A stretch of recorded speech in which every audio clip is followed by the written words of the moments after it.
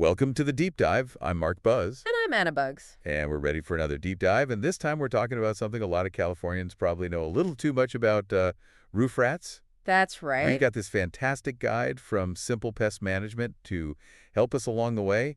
And whether you've dealt with these critters before or not, you're going to learn some stuff Absolutely. about how to keep them out and what to look for if you think you might have some. Exactly. So let's just dive right in. I guess first things first, you're lying in bed at night, you hear scratching in your attic. Is it a squirrel? Is it the dreaded roof rat? How can you be sure? Well, you probably already know that roof rats are a little bit different from their larger ground-dwelling cousins. Right. But did you know that they're practically arboreal? Oh, really? Yeah, their skeletal structure is actually incredibly flexible. Wow. They can squeeze through an opening the size of a dime, What? which is why they're so good at exploiting those tiny little gaps and cracks in our homes. A dime, really. So, like, even those little weep holes that you see in brickwork are a risk. Absolutely. And they also have incredibly sharp claws that help them climb almost any surface. Oh, gosh. Yeah, think brick walls, trees, even those smooth plastic pipes. So, unlike Norway rats that kind of stick to basements and burrows, these guys are really going for the high ground. Exactly. You'll find their nests in attics, trees, even utility lines. So, we're talking potential damage, like in places we might not even think to check. Hmm.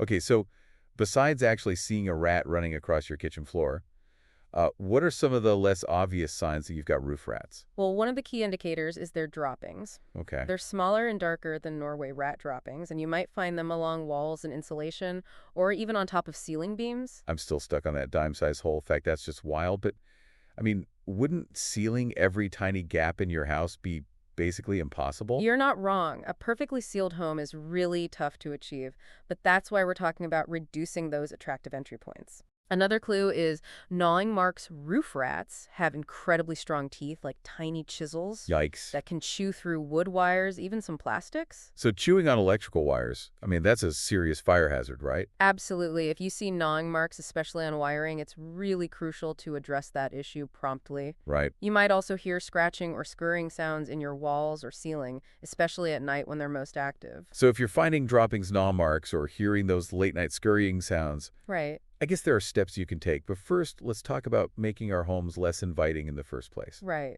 What's the number one thing we can do? I think it all boils down to eliminating food and water sources. Okay? Those are the biggest attractors for any rat. That means properly storing food and pet food in airtight containers, cleaning up spills immediately, Right. and even being mindful of things like fallen fruit in your yard. Oh, and don't forget about those garbage cans. I've definitely seen rats trying to fry open, poorly secured bins. Yes, make sure those are tightly sealed, and even seemingly insignificant things like a leaky faucet can attract roof rats. Really? Even a small drip provides enough water. So we're talking about a really comprehensive approach here. Secure your food, fix those leaks.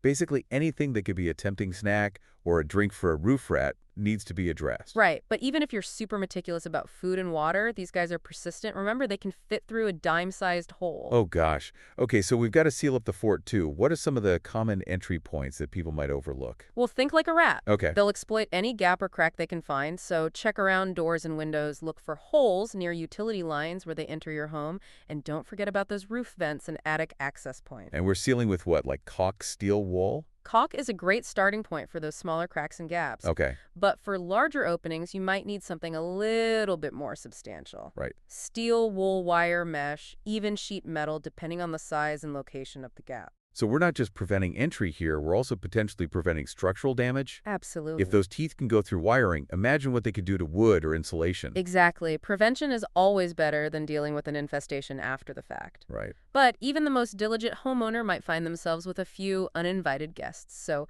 let's talk about what to do if you already have roof rats in residence. That's where trapping comes into play. Okay, let's talk traps. I know there are different types. What are the most effective options for roof rats? Well, snap traps are a classic for a reason. Yeah. They're relatively inexpensive and, when used correctly, pretty darn effective. I've heard peanut butter is a good bait for those. Yeah, peanut butter nuts, dried fruits, those all work really well, but I think the key is placement. Okay. You want to set the traps along walls, in dark corners, basically anywhere you've seen signs of rat activity. Makes sense. They like to stick to the edges of rooms, right? They're not going to like waltz across an open floor. Exactly. They prefer to stay hidden and feel secure. Now, another option is bait stations. Okay. These are tamper-resistant containers that hold poison bait. Right. making them a little bit safer, especially if you have pets or children. Yeah, that's a really important point. Safety first, especially when you're dealing with anything that could be harmful to kids or animals.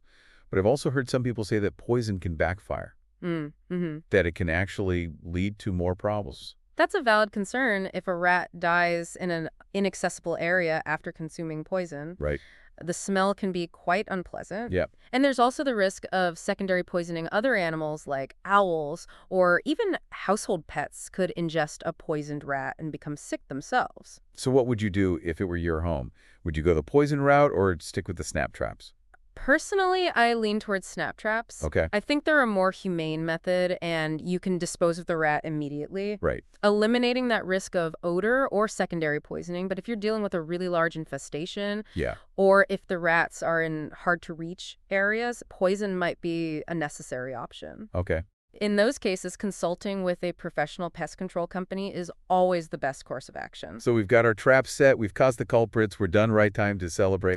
Quite. Oh, no. There's one more crucial step. Okay. Cleanup, and it's not just about getting rid of the rats themselves. Okay. Their droppings and nests can carry diseases. Right. We're talking about things like hantavirus, rat bite, fever. Not pleasant stuff. Not pleasant stuff, and they can also attract other pests like fleas. Oh, gosh. Okay. So this cleanup is serious business.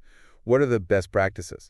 First and foremost, protection. Okay. Wear gloves and a mask when you're cleaning up any droppings or nesting materials. Got it. Don't sweep or vacuum them up dry. Right. That can actually spread the dust and potentially those harmful pathogens. Makes sense. We don't want to be inhaling that stuff. So how should we clean it up? The best method is to spray the area with a disinfectant solution. Okay. Let it sit for a few minutes and then carefully wipe it up with a damp cloth or paper towels. Got it.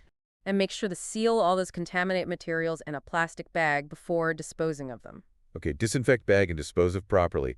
But isn't that what professional attic sanitation is all about? Mm-hmm. Like, what's the difference between what a homeowner would do and what a professional service entails? That's a great question. Homeowners can definitely handle basic cleanup, Okay. especially if the infestation is small and confined to easily accessible areas. Right. But professional attic sanitation goes much deeper. They have specialized equipment and protective gear to safely remove large amounts of contaminated material. I see. They can also identify and treat areas where rats might have urinated, Oh, gosh. which can pose a health risk even after the droppings and nesting materials are gone. So it's not just about what you can see. It's about addressing those hidden dangers that a homeowner might miss. And I imagine they're also looking for those entry points we talked about earlier. Exactly. A professional service will identify those vulnerabilities and seal them up properly using materials that are specifically designed to keep rodents out. Right. It's a much more comprehensive approach than most homeowners can achieve on their own. So we've talked about making our homes less attractive, sealing up entry points, trapping and cleaning up. Are we finally done? Can we declare victory? Well, victory is an ongoing battle when it comes to roof rats. Oh, no. Even after you've dealt with an infestation, you need to stay alert for any signs of their return. So you're saying we can't just, like, rest on our laurels. We need to stay vigilant. Exactly. Ongoing vigilance is key. Okay. Keep an eye out for those telltale signs we discussed earlier, dropping, gnawing marks, sounds in the walls. Mm-hmm. And don't forget about your landscaping. Keep shrubs and trees trimmed back from your house. Those can provide easy access for roof rats. So basically maintain those good habits that we've talked about. Mm. Securing food, fixing leaks, being aware of potential entry points. But what happens if you've tried all these DIY methods Right. and you're still struggling? That's when it might be time to call in the professionals. Exactly. Sometimes DIY just isn't enough. And that's where a company like Simple Pest Management comes in. They're the experts we've been talking about all throughout this deep dive. Right, we've learned a lot from their guide. So what exactly can they do that we can't do ourselves? Well, they bring a whole arsenal of knowledge, experience, and specialized tools to the table. Okay. They'll start with a thorough inspection, identifying not just the obvious entry points, but also those hidden vulnerabilities that a homeowner might miss. So they're like roof rat detective. You could say that they can see those tiny gaps and cracks that our eyes might gloss over. Right. And once they've identified those entry points, they'll seal them up properly using materials specifically designed to keep rodents out. They've got access to industrial-grade sealants and barriers that are much tougher than anything you'd find at the hardware store. So it's not just about knowing where to look. It's about having the right tools for the job. Absolutely. And of course, they can also handle the trapping and removal of any rats that are already inside your home. Right. They've got a variety of trapping methods at their disposal, from those classic snap traps to more advanced techniques that are tailored to specific situations. And we talked earlier about attic sanitation. Is that Mm. something they can help with too? Absolutely. They've got the protective gear and specialized equipment to safely remove large amounts of contaminated material from your attic.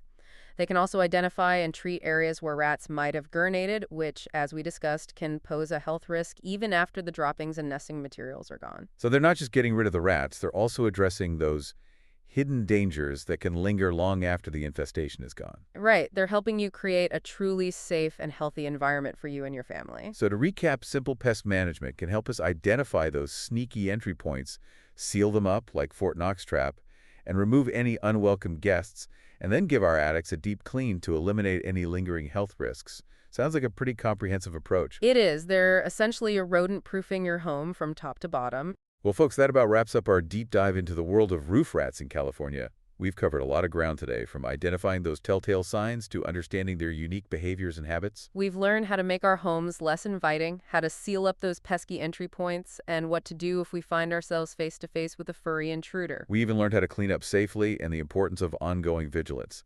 And remember, if you're feeling overwhelmed or if you're dealing with a particularly stubborn infestation, don't hesitate to call in the professionals. Companies like Simple Pest Management have the expertise and the resources to help you win the battle against roof rats. So if you enjoyed this deep dive, be sure to like and follow us for more fascinating explorations into the world around us. And don't forget to check out Simple Pest Management on social media for more helpful tips and information on keeping your home pest-free. Until next time, stay curious, stay informed, and stay rat-free.